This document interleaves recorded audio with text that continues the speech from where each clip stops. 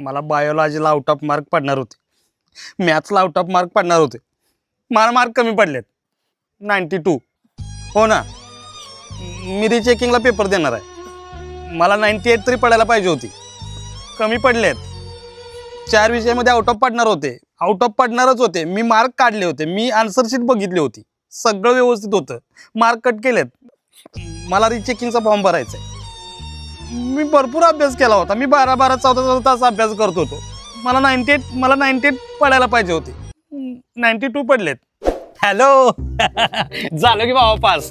काय अरे येड्या 6च्या 6 विषय सुटलेत माझे. मग काय टक्केवारी विचारायचं नाही, पास झालो ना. 40% पडलेत. हो मग काय, हे बघ डोकं फिरवायचं नाही. पार्टी बिर्टी आज संध्याकाळनं देणार आहे म्हणजे देणार आहे. काय करायचं, सगळी गोळा कर.